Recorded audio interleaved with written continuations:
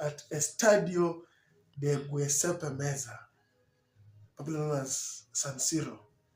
There shall be a second semi-final return leg against Inter Milan against Barcelona.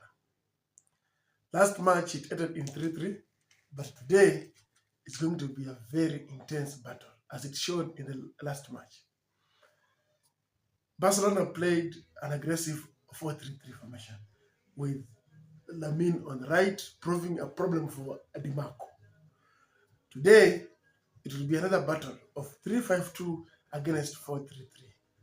The 3-5-2 of Inter Milan will be very key and pivotal, especially with Di Marco on the right and Denzel and then Freeze on the left.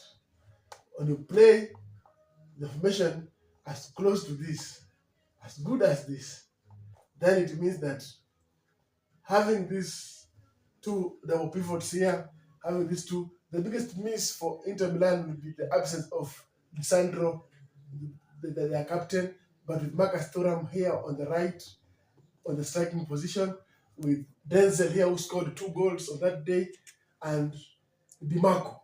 Di Marco will be key because of this position of Mr. Yamal, whereby sometimes, as you saw in the first leg, one of the pivots must drop in between here to form a 3 versus 1 defending scenario because of the excellent dribbling ability of Mr. Yamal. That, and in turn, witness that Rafinha was coming in between here, meaning with Ferran, or I'm told that Mr. Robert is back, Lewandowski, meaning it will be Rafinha and Robert here, because Yamal will be holding this width, trying to create this situation here, overloading this area, pushing this defense to come on this side, opening gaps in between these lines for this Barcelona team to be rampant. But also Inter Milan proved to be so good, especially in the transitions from defense to attack, by pushing men in this area very fast, by moving these lines very fast, by having set pieces situations, and by also scoring. Barcelona's offside trap and highline will be tested against this Inter Milan's rampant 3-5-2.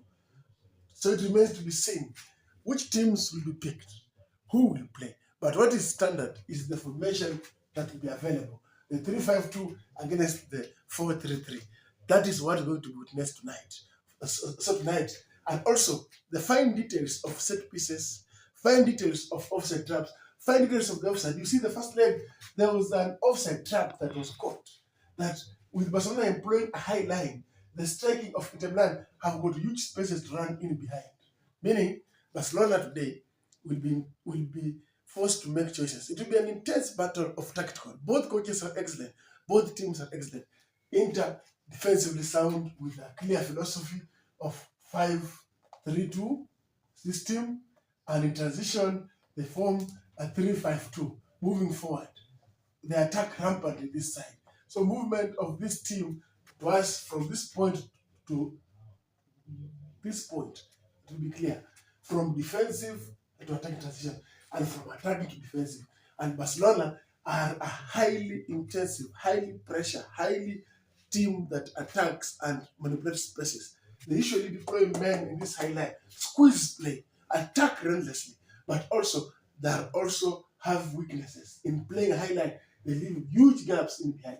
Surely, the biggest concern today for Coach Simeone Inzaghi of Inter Milan is the absence of their top scorer and captain, Lisandro Martinez.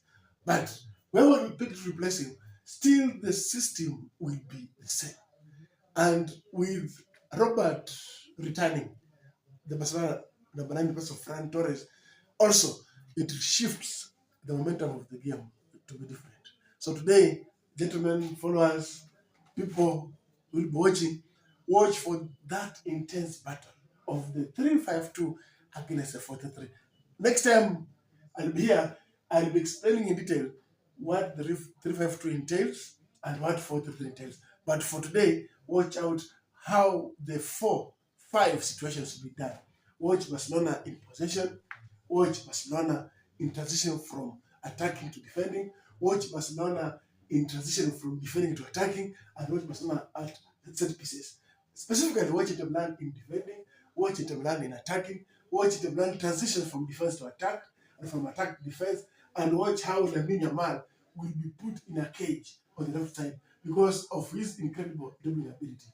If you are new to my channel, you can follow me for much more analysis tomorrow. After watching that match, I'll be highlighting here, telling you what really transpired. Thank you so much.